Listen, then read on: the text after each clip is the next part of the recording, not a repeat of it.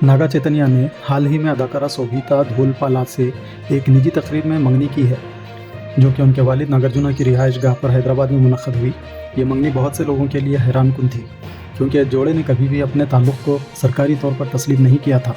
हालांकि उनकी रोमांस के बारे में अफवाहें गर्दिश कर रही थी, ख़ास तौर पर चैतन्या की 2021 में समंथा रोथ प्रभु से तलाक़ के बाद। इस तकरीर में सिर्फ करीबी ख़ानदान के अफराद शरीक थे और नागार्जुना ने सोशल मीडिया पर इस खुशखबरी का ऐलान किया और कुछ तस्वीर भी शेयर की।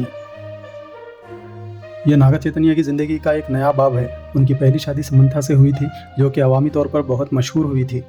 शोभिता से मंगनी के बाद यह नज़र आता है कि उनके ख़ानदानों और मद्दाहों ने इस ताल्लुक़ को मस्बत तौर पर कबूल किया है। वैसे समंथा रोथ प्रभु ने एक बार छेड़छाड़ करते हुए इंकशाफ किया था कि नागा चैतन्या की पहली बीवी कौन है। तेलुगु अदाकार के दोबारा शादी करने की अफवाहें हैं। खबरें गर्दिश कर रही हैं कि नागा चैतन्या और शोभिता धूलपाला की मंगनी हो रही है। अफवाहें हैं कि दोनों अब कुछ अरसे से डेटिंग कर रहे हैं, जबकि चैतन्या और शोभिता ने अभी तक मंगनी की खबरों पर कोई तबसरा नहीं किया है। समंथा की इसकी पहली बीवी पर तबसरा सोशल मीडिया पर गर्दिश कर रहे हैं। जब चैतन्या और समंथा डेटिंग कर रहे थे, अदाकारा ने 2019 में लक्ष्मी मांचो के chat show fit up with the stars Telugu show में अपने ताल्लुकात के बारे में खुलकर बात की। चैतन्या की पहली बीवी तकिया है, यहाँ तक कि अगर मुझे चुनना पड़े, तकिया हमेशा हमारे दरमियान होता है और अब बहुत हो गया।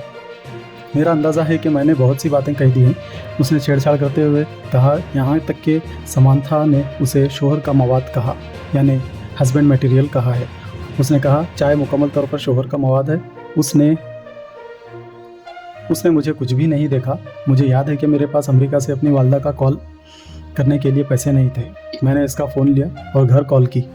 चाय ने मुझे इस तक देखा है, तो ये कोई और कैसे हो सकता है? ठीक है, कोई और मुझे सिर्फ आधे रास्ते से जानता है। ऐसा चैतन्या और समंथा के बारे में कहा जा रहा है।